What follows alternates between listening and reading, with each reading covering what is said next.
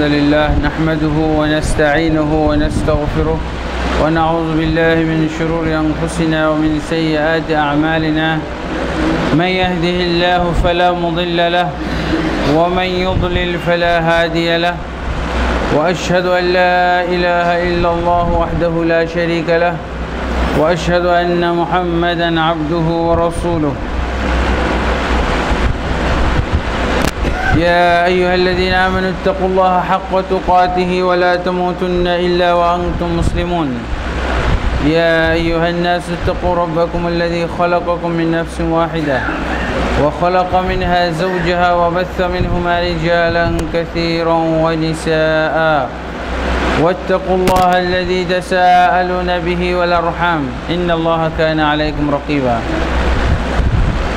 أما بعد فإن خير الحديث كتاب الله وخير الهدي هدي محمد صلى الله عليه وسلم وشر الأمور محدثاتها وكل محدثة بدعة وكل بدعة ضلالة وكل ضلالة في النار أما بعد فأعوذ بالله من الشيطان الرجيم بسم الله الرحمن الرحيم إن هذه أمتكم أمة واحدة وأنا ربكم فاعبدون وقال سبحانه واعتصموا بحبل الله جميعا ولا تفرقوا واذكروا نعمة الله عليكم إذ كنتم أعداء فألف بين قلوبكم فأصبحتم بنعمته إخوانا وقال النبي صلى الله عليه وسلم من عمل عملا ليس عليه أمرنا فهو رد الحمد لله আমরা আপনাদের মাঝে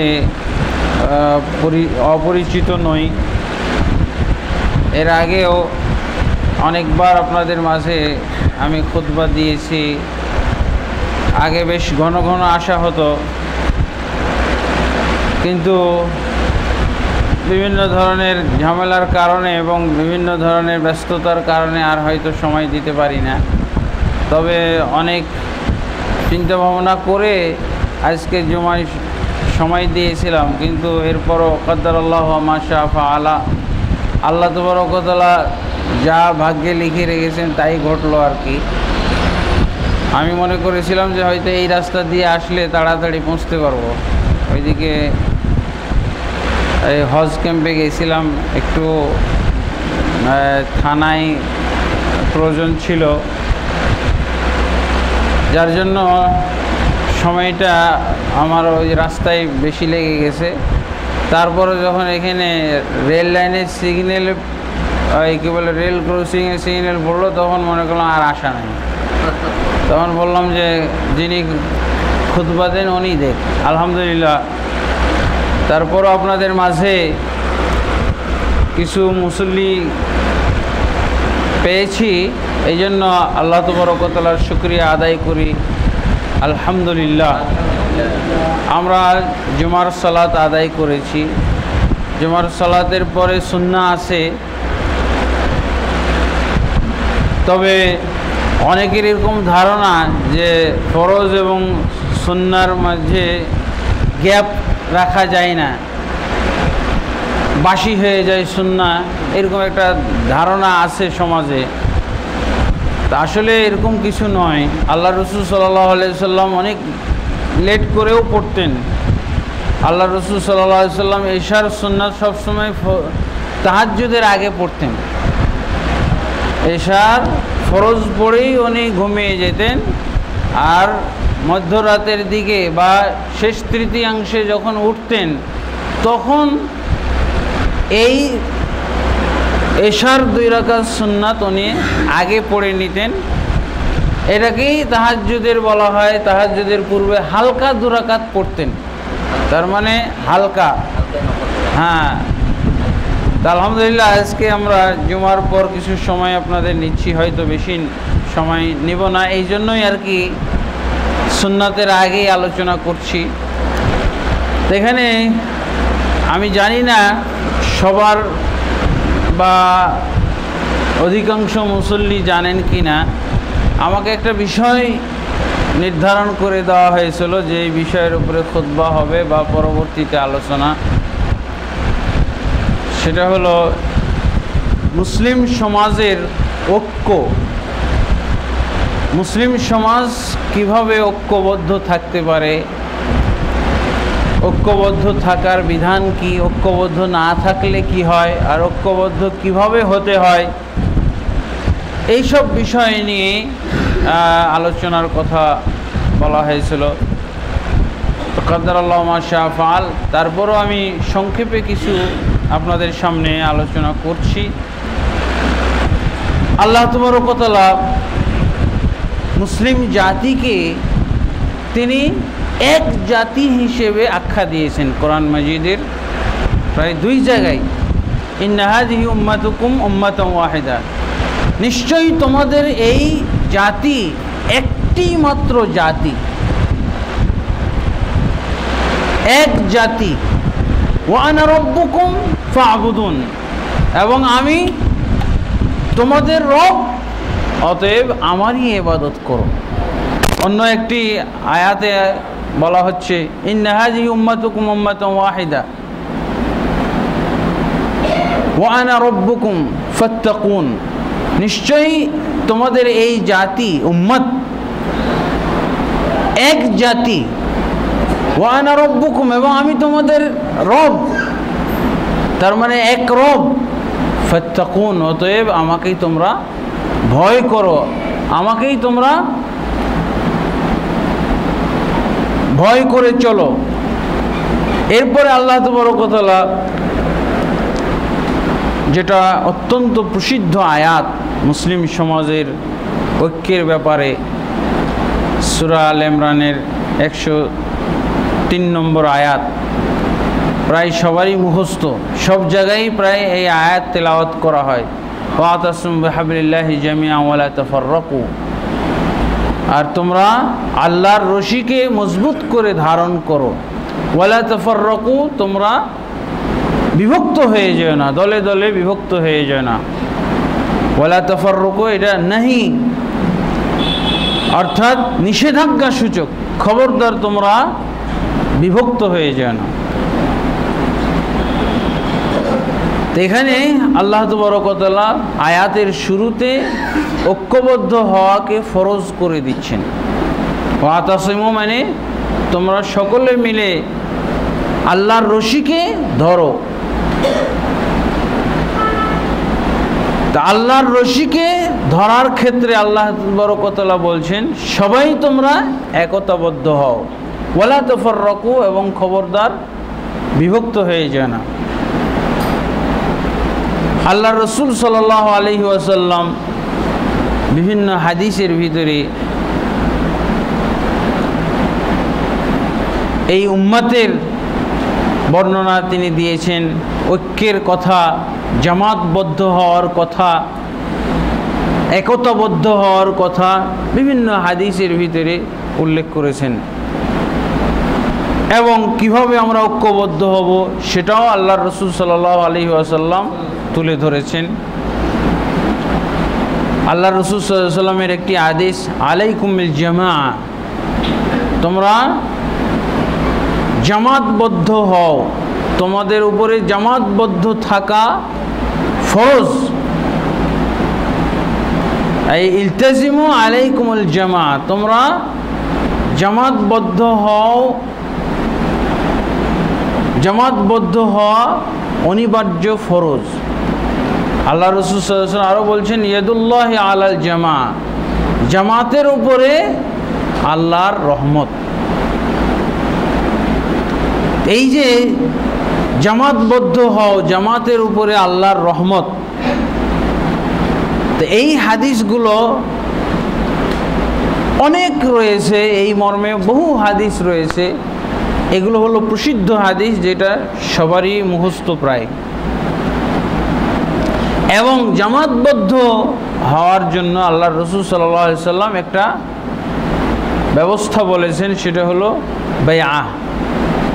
আল্লাহ রসুল সাল্লাল্লাহু আলাইহি সাল্লাম বলছেন মান মাতা ওয়ালাইসা ফি উনুকিহি বাইআতুন মাতা মাইতাতান জাহিলিয়া, যে ব্যক্তি মৃত্যুবরণ করবে এমত অবস্থায় যে তার ঘাড়ে কোনো বায়াত নাই, তাহলে তার মৃত্যুটা হবে জাহিলি যুগের মৃত্যু।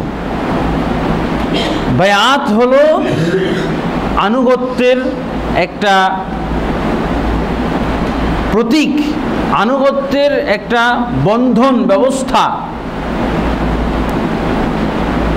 এবং আল্লাহর রাসূল সাল্লাল্লাহু আলাইহি ওয়াসাল্লাম জামাতবদ্ধ থাকার জন্য ব্যবস্থা বলেছেন, আলাইকুম বিসসাম'i ওয়াত তাআ, তোমাদের উপরে ফরজ হলো কথা শোনা এবং আনুগত্য করা। কার?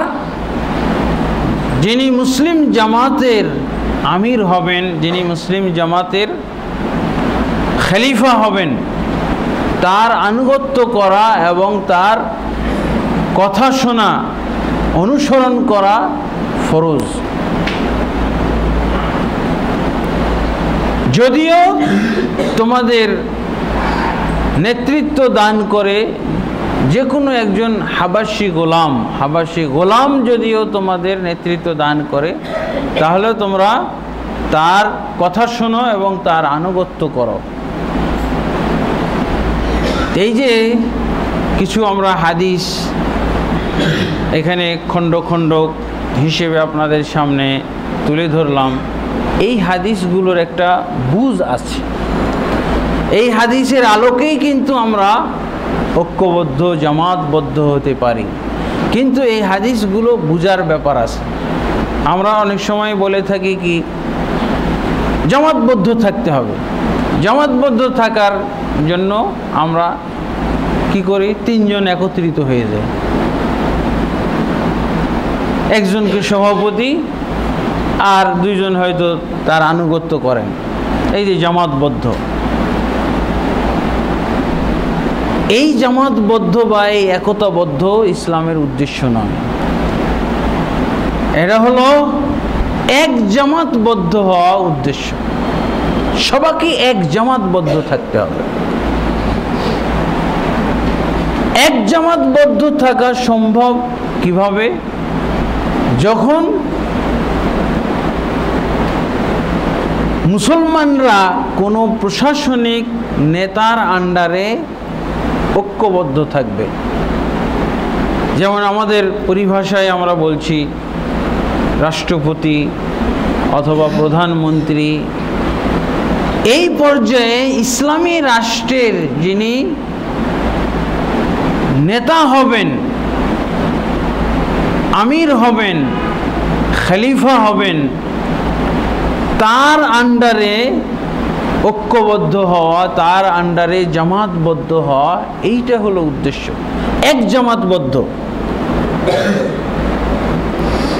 বহু জামাতবদ্ধ হওয়া নিষেধ। বহু জামাতবদ্ধ কথা কোথাও হাদিসে আসে নাই। একমাত্র দু চারজন মিলে জামাতবদ্ধ, দু চারজন মিলে থাকা, এটা হলো সফরের ক্ষেত্রে। সফরে যখন আমি বের হব তখন তিনজন যদি বের হয় তো একজনকে আমির বানিয়ে দিতে হবে। তারপর এটা হলো সফর পর্যন্তই। যখন বাড়ি ফিরে আসলো তখন আর দাবি করতে পারবে না যে আমি তোমাদের আমির। আবার আরেক সফরে গেলে আরেকজন আমির হবে। এই তিনজনই যদি আবার সফরে যায় তাহলে হয়তো বা আরেকজন আমির হইতে পারে। তাহলে সফরের ক্ষেত্রে আমির হইতে পারে। আরেকটা হলো মসজিদের ইমামের ক্ষেত্রে, মসজিদে যে ইমামতি করবে দুইজন হলেই একজন ইমাম হইতে হবে, একজন আমির। তিনি নামাজ পড়াবেন আর একজন ইক্তেদা করবে, অনুসরণ করবে তাকে। বাড়ির আমির আছে, বাড়িতে হলো যিনি গার্ডিয়ান উনি হচ্ছেন আমির। যখন স্বামী থাকবে না তখন মহিলাও আমির হইতে পারে। বাড়ির পর্যায়ে এটা মহিলাও আমির হইতে পারে। রাইয়া, হাদিসের মধ্যে বলা হয়েছে, আল্লাহ রাসূল সাল্লাল্লাহু আলাইহি ওয়াসাল্লাম বলছেন কুল্লুকুম রাইন ওয়া কুল্লুকুম মাসউলুন আন রাইয়াতি। তোমাদের প্রত্যেকেই দায়িত্বশীল এবং প্রত্যেকেই তার দায়িত্ব সম্পর্কে জিজ্ঞাসিত হবে, তাকে জিজ্ঞাসা করা হবে। এরপর আল্লাহ রাসূল সাল্লাল্লাহু আলাইহি ওয়াসাল্লাম শুরু করেছেন ইমাম রাইন, দেশের যিনি প্রধান উনি একজন দায়িত্বশীল, তাকে তার দায়িত্ব সম্পর্কে জিজ্ঞেস করা হবে। তারপরে আল্লাহ রাসূল সাল্লাল্লাহু আলাইহি ওয়াসাল্লাম বলছেন যে একজন মানুষ তার পরিবারের দায়িত্বশীল, তার দায়িত্ব সম্পর্কে জিজ্ঞেস করা হবে। একজন মহিলা তার বাড়ির যখন স্বামী অনুপস্থিত থাকবে তখন সন্তান এবং সম্পদের সে হবে আমির, দায়িত্বশীল, তাকে জিজ্ঞাসা করা হবে। তাহলে একে যে দায়িত্বশীল বানানো হলো তার অর্থ কিন্তু মুসলিম জামাত, মুসলিম সমাজের নেতৃত্ব তাকে দেওয়া হবে না। সে বাড়ির পর্যায়ে, সফরের পর্যায়ে, মসজিদের পর্যায়ে এরকম কতগুলো নেতৃত্ব, কতগুলো জামাত আছে ছোট ছোট, এগুলো হইতে পারে। এগুলো হলো নির্দিষ্ট জায়গা কেন্দ্রিক, নির্দিষ্ট সময় কেন্দ্রিক, অবস্থা কেন্দ্রিক। আর স্থায়ী জামাত যেটা হবে, এটার ব্যাপারে হাদিস হলো আলাইকুম বিল জামাত, তোমরা এক জামাতবদ্ধ হও। এই হাদিসটার তরজমাও আমাদের সমাজে ভুল করা হয়, জামাতবদ্ধ হও। আমিও আগে করেছি শুরুতে, যেটা সমাজে প্রচলিত আছে, জামাতবদ্ধ হও না, এরকম তরজমা হবে না। এটা হলো আর্টিকেল, যেটা হলো নির্দিষ্ট বুঝায়, আর আল জামা শব্দটা হলো এক বচন। তার মানে কি তোমরা এক জামাতবদ্ধ হও, দুই জামাত নয়, তিন জামাত নয়, চার জামাত নয়। আমরা আল্লাহ রসুল সাল্লাল্লাহু আলাইহি ওয়াসাল্লামের ঐক্যের ক্ষেত্রে যে পদ্ধতিটা, এটা অবশ্যই হাদিসের মাধ্যমে এবং হাদিসকে সঠিকভাবে বোঝার মাধ্যমে পাব।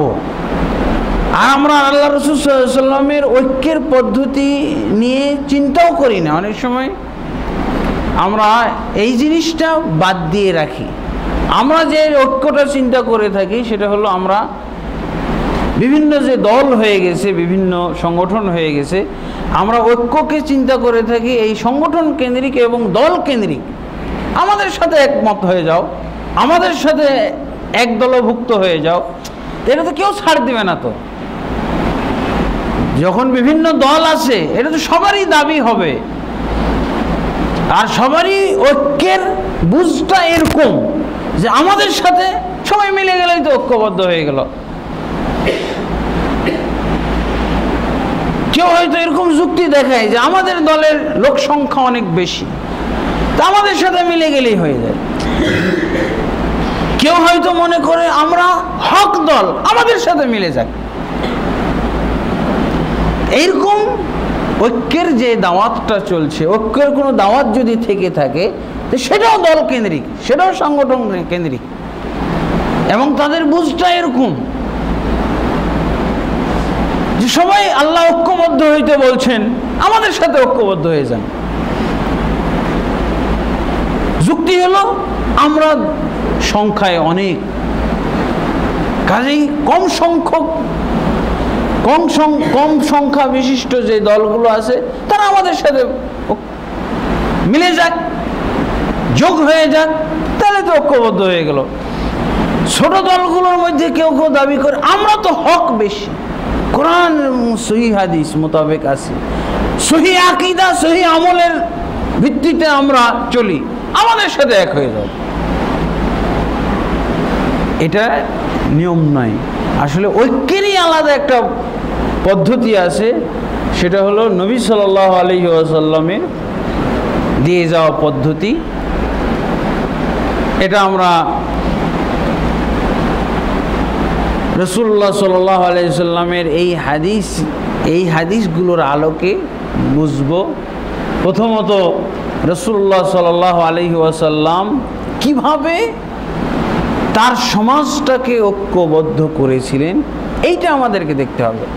আমরা সালাতের ক্ষেত্রে দেখি রাসূল সাল্লাল্লাহু আলাইহি ওয়াসাল্লাম যেভাবে সালাত পড়েছেন, নামাজ পড়েছেন, ওইভাবে পড়তে হবে, খুব গুরুত্ব দিলাম। রাসূলুল্লাহ সাল্লাল্লাহু আলাইহি ওয়াসাল্লাম যেভাবে হজ করেছেন ওইভাবে করতে হবে। রাসূলুল্লাহ সাল্লাল্লাহু আলাইহি ওয়াসাল্লাম যেভাবে ঐক্যবদ্ধ করেছেন সেভাবে তো আমাদেরকে করতে হবে। এটাও এইভাবেই আসা উচিত ছিল, কিন্তু আমরা এই জায়গাতে নিজস্ব চিন্তাধারা আমরা ব্যবহার করে থাকি, নিজস্ব আমরা পন্থা পদ্ধতি চিন্তা করে থাকি, বা আমরা বাস্তবায়ন করে থাকি। তো প্রথমত আমরা যেটা দেখছি যে আল্লাহ তাবারক ওয়া তাআলা আমাদেরকে যে ঐক্যবদ্ধ হইতে বলেছেন এটা হলো কোরআন কেন্দ্রিক ঐক্যবদ্ধ, কোরআন দিয়ে ঐক্যবদ্ধ হব। আল্লাহ তাবারক ওয়া তাআলা সেই যুগের কাফেরদেরকেও এই কোরআনের মাধ্যমে মুসলিম করেছিলেন, তারপরে তারা বিভক্ত জাতি ছিল, ঐক্যবদ্ধ হয়েছিল। দুইটা স্তর, কাফের ছিল, তারা এই কোরআন দ্বারা মুসলমান হয়ে গেল, আর তারা বিভক্ত জাতি ছিল, ঐক্যবদ্ধ হয়ে গেল। ঐক্যবদ্ধ মানে কি? আল্লাহ যেটা ঐক্যের চিত্র তুলে ধরেছেন যে তারা পরস্পরে ভাই ভাই হয়ে গেছিল, শত্রু ছিল ভাই ভাই হয়ে গেছিল। আল্লাহ জাহিলি যুগের এই দোষটাই তুলে ধরেছেন সূরা আল ইমরানের এই যে 103 নম্বর এবং 4 নম্বর আয়াতের ভিতরে জাহিলিয়াতের এই চিত্রটাই তুলে ধরেছেন। উযকুরু নি'মাতাল্লাহি আলাইকুম, তোমরা স্মরণ করো তোমাদের প্রতি আল্লাহর নিয়ামত এবং অনুগ্রহের কথা। ইজ কুনতুম আদান, যখন তোমরা ছিলে পরস্পরের শত্রু। ফাআল্লাফা বাইনা কুলুবিকুম, অতঃপর আল্লাহ তাবারক ওয়া তাআলা তোমাদের অন্তরের ভিতরে মিল মহব্বত ঢেলে দিলেন। ফাসবাহতুম বিনি'মাতি ইখওয়ানা, অতঃপর তোমরা পরস্পরে বিচ্ছিন্ন শত্রু ভাবাপন্ন ছিলে, ভাই ভাই হয়ে গেল, ভাই ভাই হয়ে গেছে।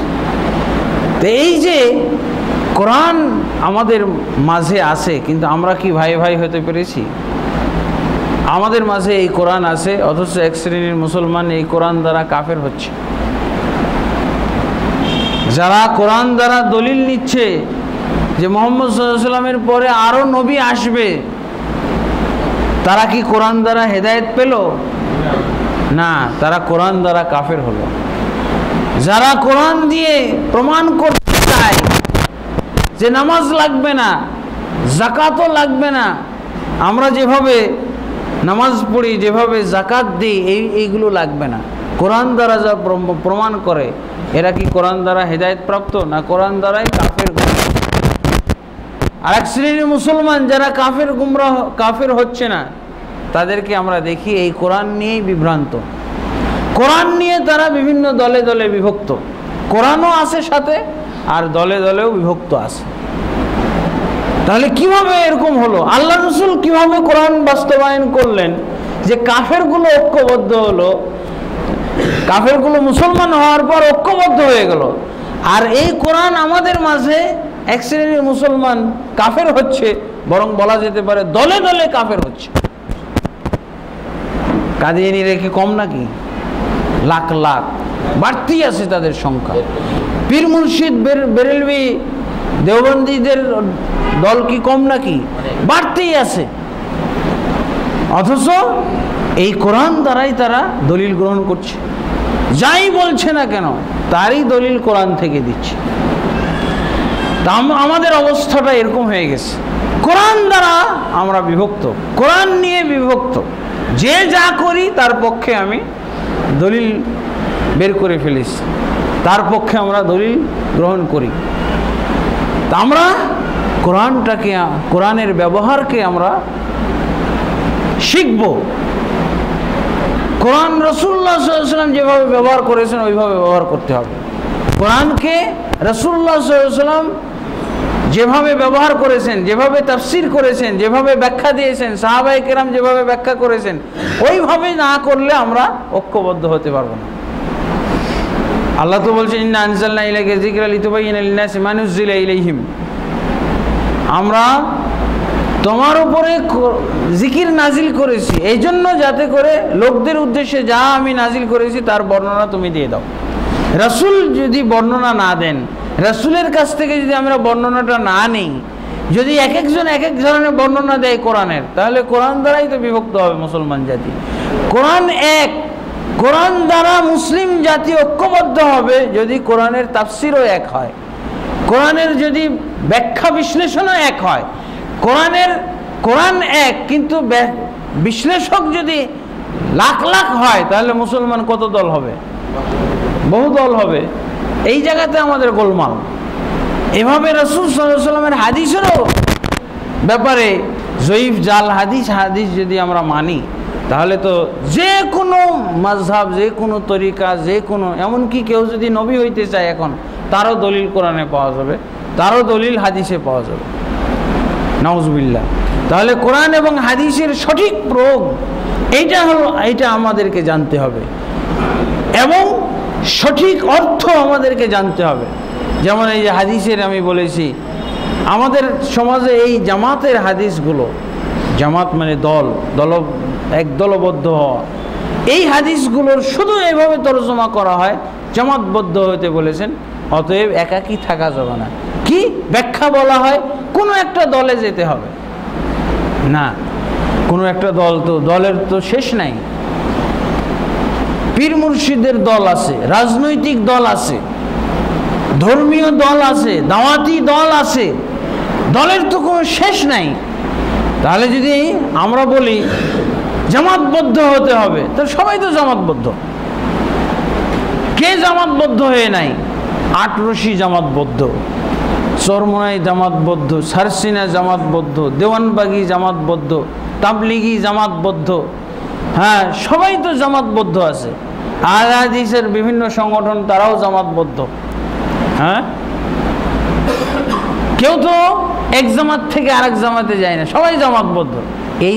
এই জামাতবদ্ধর ফলাফল কি দাঁড়াইলো? অনৈক্য, বিভক্তি, দলাদলি। এইটা না। আল্লাহ রাসূল সাল্লাল্লাহু আলাইহি ওয়াসাল্লাম বলছেন এক জামাতবদ্ধ।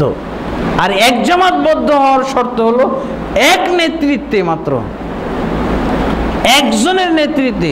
একজনের নেতৃত্ব তো বাধ্যতামূলক, কারণ আল্লাহ রাসূল সাল্লাল্লাহু আলাইহি ওয়াসাল্লাম বলছেন, ইযা বুইয়া লি খলিফাতাইনি ফাকতুল আখিরা মিনহুমা। যখন দুইজন খলিফার বায়াত করা হয়, দুইজন খলিফার আনুগত্য করা হয়, নেতৃত্ব মানা হয়, আল্লাহ রাসূল সাল্লাল্লাহু আলাইহি ওয়াসাল্লাম বলছেন দ্বিতীয় জনকে হত্যা করে ফেলো। তাহলে বাধ্যতামূলক এক নেতা এক জামাতই থাকছে, এক নেতা এক জামাতই থাকছে। যেহেতু আল্লাহ রাসূল সাল্লাল্লাহু আলাইহি ওয়াসাল্লামের ফয়সালা দুই জামাতের ব্যাপারে, দুই আমিরের ব্যাপারে ফয়সালা হয়ে গেল। সহিহ মুসলিম শরীফের হাদিস, ইযা বুইয়া লি খলিফাতাইনি ফাকতুল আখিরা মিনহুমা। যখন দুইজন আমিরের আনুগত্য করা হয়, তাহলে তারিখ দেখো, ইতিহাস দেখো, ডেট তারিখ মিলিয়ে দেখো, দ্বিতীয় জনকে হত্যা করে ফেলতে হবে। তাহলে মুসলিম সমাজে দুই দল থাকবে নাকি? এক দল হয়ে যাবে।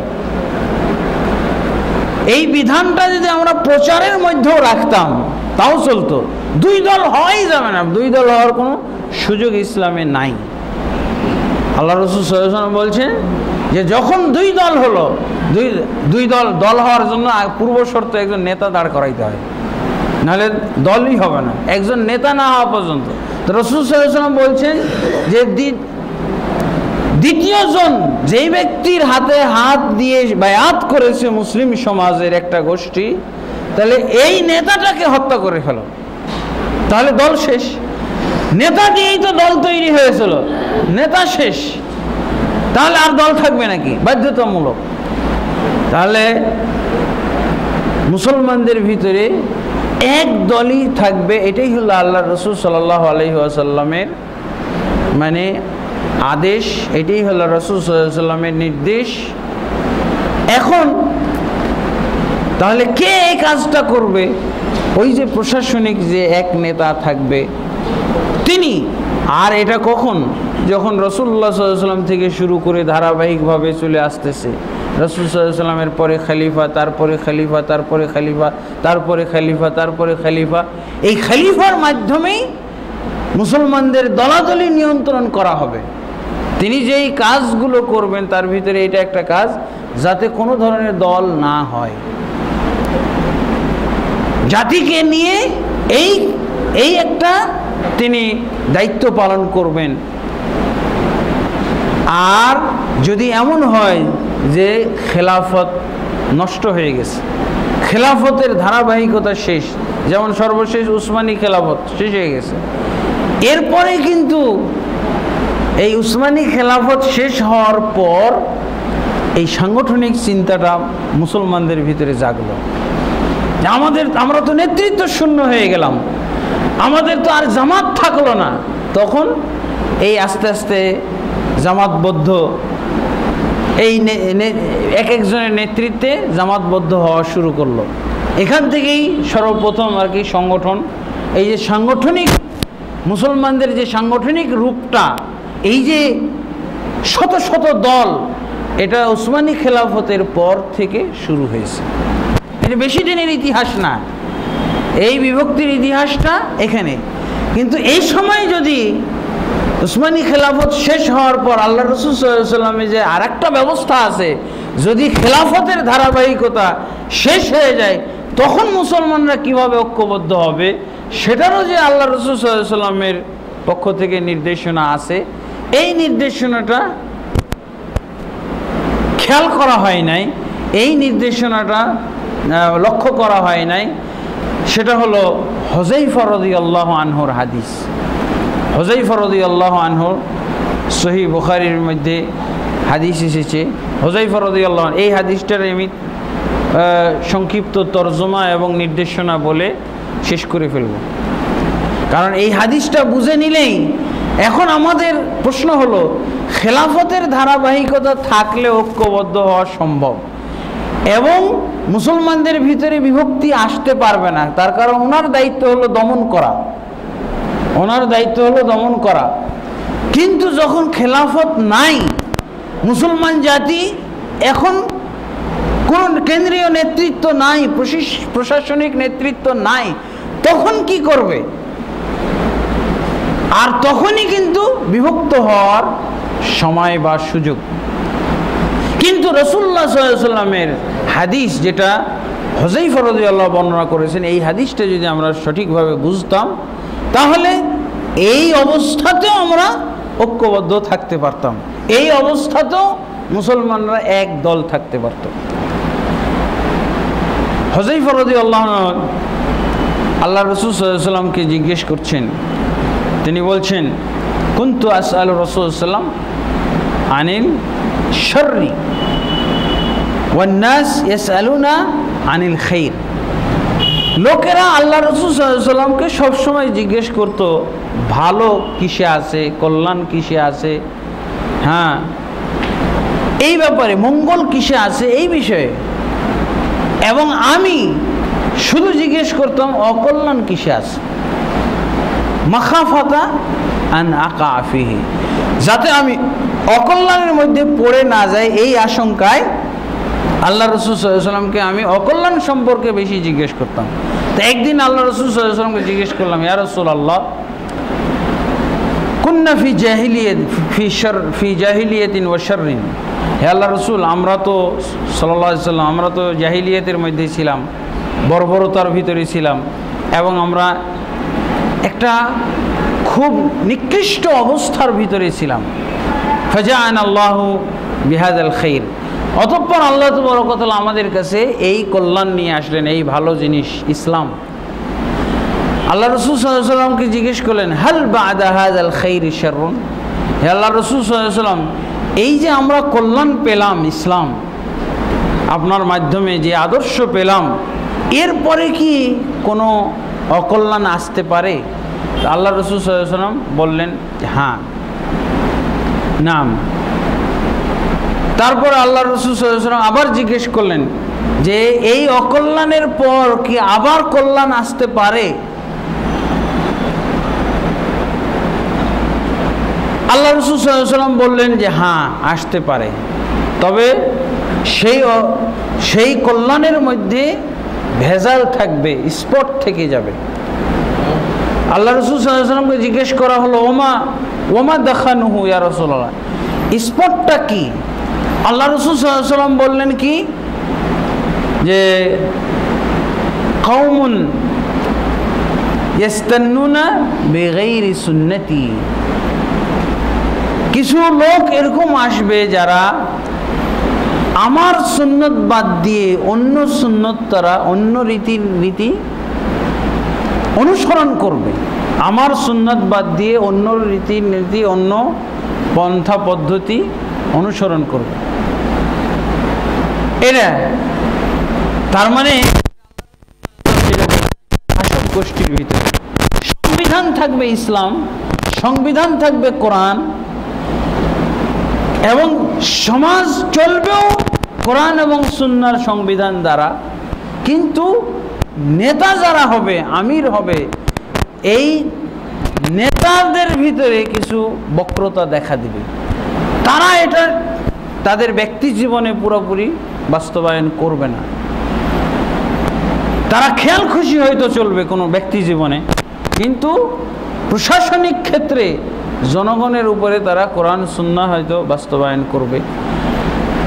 আবার কোনো অর্থনৈতিক ক্ষেত্রে হয়তো নিজেদেরকে প্রাধান্য দিবে, এরকম হইতে পারে, কিন্তু সংবিধান উল্টিয়ে দিবে না। এটাই আল্লাহ রাসূল সাল্লাল্লাহু আলাইহি ওয়াসাল্লাম বলছেন।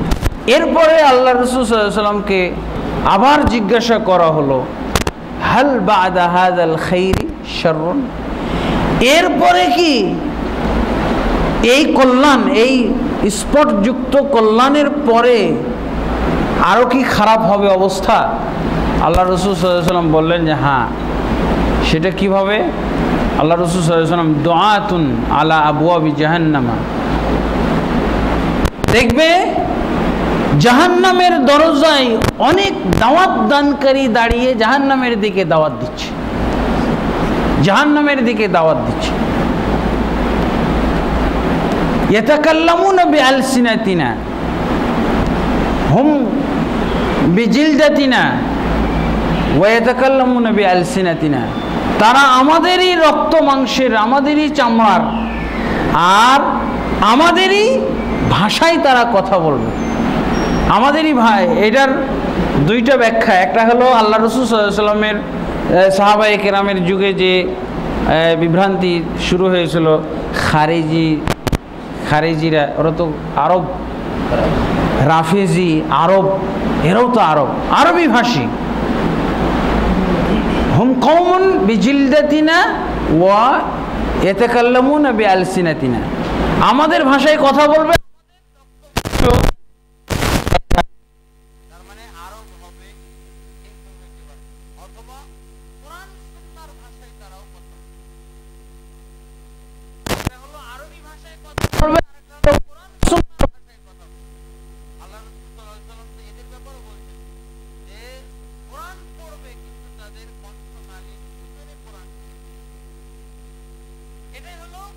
কোরআন ব্যবহার করতেছে কিন্তু কোরআনের সঠিক ব্যাখ্যা বিশ্লেষণ বুঝতেছে না। আর এই যে এখানে বললেন আল্লাহ রাসূল সাল্লাল্লাহু আলাইহি ওয়াসাল্লাম, তারা অনেক দায়ী, অনেক দাওয়াত দানকারী, যারা জাহান্নামের দিকে দাওয়াত দিবে, যারা তাদের ডাকে সাড়া দিবে তাদেরকে জাহান্নামে নিক্ষেপ করবে। এবং আল্লাহ রাসূল সাল্লাল্লাহু আলাইহি ওয়াসাল্লাম তাদের বিশ্লেষণ দিলেন যে ওরা আমাদের মতো রক্ত মাংসের চামড়ার, এবং আমাদের মতো কথা বলবে, আরবি ভাষায় বলবে, অথবা কোরআন সুন্নাহ তারা ব্যবহার করে দাওয়াত দিবে, কিন্তু জাহান্নামের দিকে। হুযায়ফা রাদিয়াল্লাহু আনহু, এই যে এই জায়গাটা, এই পর্যায়টা আমাদের ভালো করে বোঝা দরকার। এখানে যেটা বলা হয়েছে, এটা হলো বিভিন্ন দল মত তৈরি হয়ে যাবে, অনেক দায়ী তৈরি হবে। মানে কি, এক একটা দলের পক্ষে দাওয়াত দানকারী আছেন, আমাদের দলে আসেন, আমাদের দলে, আমাদের সদস্য হন, আমাদের সদস্য হন। তার মানে কি, এখানে হলো জাহান্নামের দিকে দাওয়াত দেওয়া, জাহান্নামের দিকে, ভক্তির দিকে দাওয়াত দেওয়া। মানে কি, আল্লাহ বলছেন না, ওয়াকুনতুম আলা শাফা হুফরাতিন মিনান নার। আল্লাহ রাসূল আল্লাহ তাবারক ওয়া তাআলা তুলে ধরলেন না, তোমরা স্মরণ করো সেই সময়ের কথা। সেখানে কি বলা হয়েছে, তোমরা পরস্পরের শত্রু ছিলে, মিল মহব্বত দেওয়ার ফলে তোমরা পরস্পরে ভাই ভাই হয়ে গেছিলে, আর তোমরা জাহান্নামের দ্বার প্রান্তে পৌঁছে গেছিলে, সেখান থেকে তোমাদেরকে উদ্ধার করে এনেছি। বিভক্তি মানে হলো জাহান্নামের এক ধরনের দাওয়াত। তার মানে বিভক্তি মানে মুসলমান থেকে মুসলমানকে আলাদা করা, মুসলমানের সাথে মুসলমানের বৈরিতা সৃষ্টি করা, মুসলমানের সাথে মুসলমানের শত্রুতা সৃষ্টি করা, মুসলমানের সাথে মুসলমানকে আলাদা চোখে দেখা, ওরা আমাদের, ওরা আমার, এরা আমাদের নয়। এই যে এগুলো আল্লাহ রাসূল সাল্লাল্লাহু আলাইহি ওয়াসাল্লাম বলছেন যে এভাবে অনেক দায়ী তৈরি হবে এবং আমাদের ভাষায় কথা বলবে, আমাদের রক্ত মাংস নিয়ে কথা বলবে। আল্লাহ রাসূল সাল্লাল্লাহু আলাইহি ওয়াসাল্লামকে জিজ্ঞেস করলেন, ইয়া রাসূলুল্লাহ আউসিনি ইন আদরাকানি যালিকা, হে আল্লাহ রাসূল আমাকে আপনি উপদেশ দিন এই অবস্থা যদি আমাকে পেয়ে যায়। তা আল্লাহ রাসূল সাল্লাল্লাহু আলাইহি ওয়াসাল্লাম বললেন কি, ফালজিম জামাতাল মুসলিমিন ওয়া ইমামাহুম, যখন দেখবে যে বিভিন্ন দল তৈরি হয়ে গেছে এবং এই বিভিন্ন দলের সাথে অনেক কি বলে হক দলও আছে। আল্লাহ রাসূল সাল্লাল্লাহু আলাইহি ওয়াসাল্লাম বলছেন যে যখন এভাবে দলাদলি সৃষ্টি হয়ে প্রত্যেকেই নিজের দলের দিকে মানুষকে আহ্বান করবে, তখন তোমার কাজ হলো তালজাম জামাত ফালজিম জামাতাল মুসলিমিন ওয়া ইমামাহুম, তখন তুমি জামাতুল মুসলিমিনকে আঁকড়ে ধরো এবং তাদের ইমামকে। তার মানে আল্লাহ রাসূল সাল্লাল্লাহু আলাইহি ওয়াসাল্লাম বলছেন মুসলিমদের এক জামাত যেটা আসলে প্রশাসনিক জামাত সেটাকে তুমি আঁকড়ে ধরবে, আর তাদের ইমামকে, তাহলে এক জামাত আর এক ইমামকে আঁকড়ে ধরো। এরপরে হুযায়ফা রাদিয়াল্লাহু আনহু বলছেন ফাইল্লাম তাকুন লাহুম জামাআতুন, যদি তাদের জামাত না থাকে, এই প্রশাসনিক জামাতটা না থাকে, তখন কি হবে? তখন তো শুধু জামাতই থাকবে। ফাইল্লাম তাকুন লাহুম জামাআতুন, যদি তাদের জামাত না থাকে, তাদের ইমাম না থাকে, এক জামাত এবং এক ইমাম না থাকে, তাহলে কি করব? তা আল্লাহ রাসূল সাল্লাল্লাহু আলাইহি ওয়াসাল্লাম বলছেন ফাতাজিল তিলকাল ফিরাক কুল্লিহা, তাহলে সবগুলো জামাতকে তুমি ত্যাগ করো, সবগুলো জামাতকে ত্যাগ করো। এটা যারা হাদিসের ভাষ্যকার ইমাম মুসলিম রাহিমাহুল্লাহ শরীফ, এটা সহিহ বুখারীর হাদিস, ওনারা যে সাহাবীকে যখন আল্লাহ রাসূল সাল্লাল্লাহু আলাইহি ওয়াসাল্লাম বলছেন যে তুমি এটা করবে, সাহাবীর যুগে এরকম ঘটে যেতে পারে, তাহলে সাহাবীদের যুগে ঘটে যাওয়ার বাস্তব রূপটা হলো আলী রাদিয়াল্লাহু আনহু, ইনি হলেন জামাতুল মুসলিমিনের আমির। ওসমান রাদিয়াল্লাহু আনহুর মৃত্যুর পরে আলী রাদিয়াল্লাহু আনহুকে বায়াতের মাধ্যমে আমির মেনেছে মুসলমানরা, কিন্তু এরপরে আরো কিছু দল তৈরি হয়ে গেছে।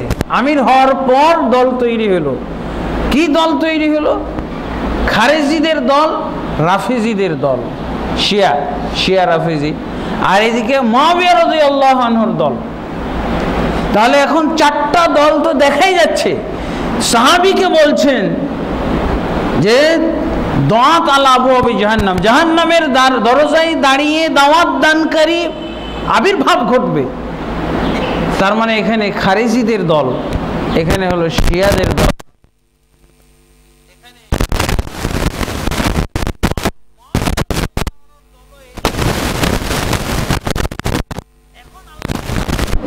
হুযায়ফা রাদিয়াল্লাহু কি ফালজিম জামাআতুন ওয়া ইমাম, তুমি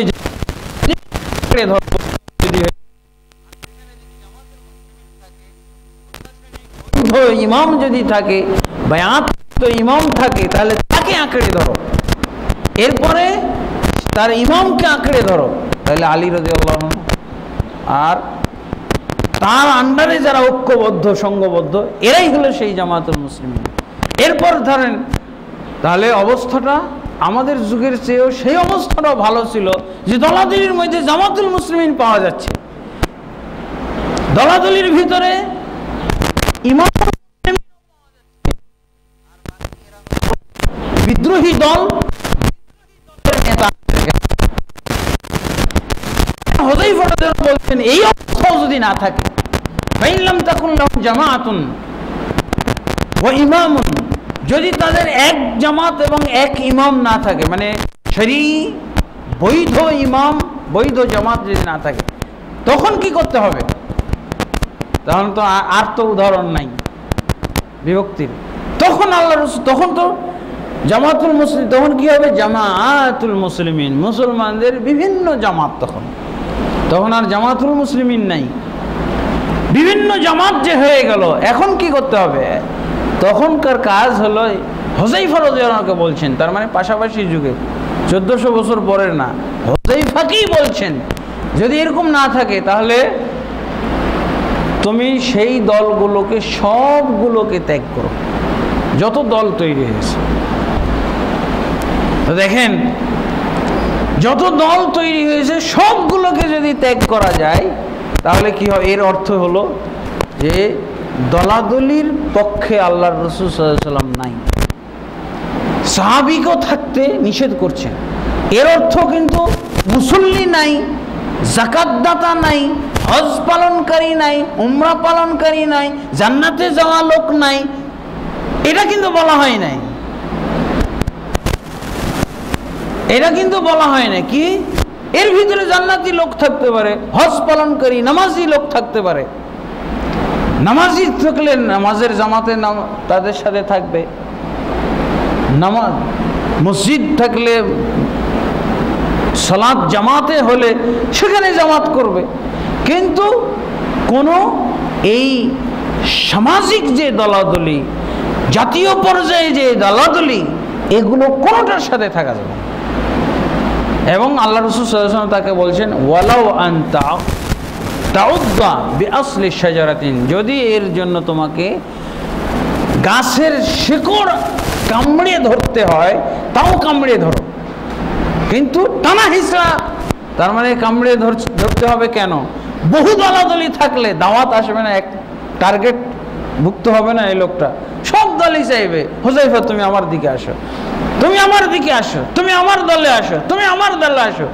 এখন শক্তভাবে যদি উনি ধরে না থাকে তাহলে তো টেনে নিয়ে যাবে যে কোনো দল। তো আল্লাহ রাসূল সাল্লাল্লাহু আলাইহি ওয়াসাল্লাম বলছেন কোনো জামাতে যাবে না। এবং ওই যে বিভক্তির যে হাদিসটা, আল্লাহ রাসূল সাল্লাল্লাহু আলাইহি ওয়াসাল্লাম বলছেন আমার দল, আমার উম্মত ৭৩ দলে বিভক্ত হবে। বনু ইসরাঈলের ৭২ দলে বিভক্ত হয়েছিল, আমার দল ৭৩ দলে বিভক্ত হবে। আল্লাহ রাসূল সাল্লাল্লাহু আলাইহি ওয়াসাল্লাম জান্নাতে যাবে, সেটার পরিচয় আল্লাহ রাসূল সাল্লাল্লাহু আলাইহি ওয়াসাল্লাম বলছেন ইয়েল জামাত, এটা হলো জামাত। ইবনে মাসউদ রাদিয়াল্লাহু আনহু বলছেন জামাত বলতে হলো হক অনুসারীদের দল, সংখ্যায় একজন হয়। ধরেন হুযায়ফা রাদিয়াল্লাহু আনহু এক, যদিও সংখ্যায় একজন, হুযায়ফা রাদিয়াল্লাহু আনহুকে আল্লাহ রাসূল বলছেন ওই দল।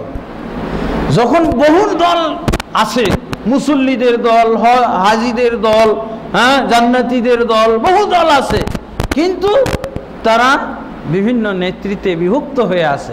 হুযায়ফা রাদিয়াল্লাহু আনহু বলছেন তুমি যেও না। তাহলে হুযায়ফা রাদিয়াল্লাহু আনহু শুধু ওই যুগের হকপন্থী জামাত, একজন ব্যক্তি। আসলে ইসলাম তো শুরু হয়েছে একজন দিয়ে। আল্লাহ রাসূল সাল্লাল্লাহু আলাইহি ওয়াসাল্লাম দেখেন জামাতের ক্ষেত্রে হুযায়ফা রাদিয়াল্লাহু আনহু বলছেন সেই একজন, তুমি যেও না। যদি সবাই দলে দলে বিভক্ত হয়ে যায়, বিভিন্ন নেতৃত্বে বিভক্ত হয়ে যায়, তুমি যেও না। এর জন্য গাছের শিকড় আঁকড়ে ধরে থাকে। কেন আল্লাহ রাসূল সাল্লাল্লাহু আলাইহি ওয়াসাল্লাম এটা বললেন? এই একটা পয়েন্ট লাগে তো, ঐক্যের একটা কেন্দ্র লাগে। এই কেন্দ্র হওয়ার যোগ্য এই ব্যক্তিটা যে কোনো দলে যায় নাই, ওর কাজ হবে কি এই দাওয়াতটাই দিতে হবে। তাহলে একজন দিয়ে তো দাওয়াত দিতে হবে, কোনো দলে যাওয়া যাবে না, এটাই দাওয়াত। ঐক্যের দাওয়াত হবে, কোনো দলে যাওয়া যাবে না। যদি ১০০ দল হয়ে থাকে তো মুসলমান যদি ১০০ দলে বন্টন হইতে থাকে তো ঐক্যবদ্ধ কখন হবে? একটা তো পয়েন্ট লাগবে, একটা কেন্দ্র লাগবে যেখান থেকে ঐক্যবদ্ধ হওয়ার শুরু হবে। এর দাওয়াত হলো সে নিজে যায় নাই। ধরেন হুযায়ফা রাদিয়াল্লাহু আনহু, সে কোনো টানাটানি করতেছে, গাছের শিকড় আঁকড়ে ধরেছে, কোনো দলে যাব না। দলাদলি ইসলামে নিষিদ্ধ, হারাম, আল্লাহ রাসূল নিষেধ করেছেন, বেদাত। কাজে আমি হুযায়ফা কোনো দলে যাব না।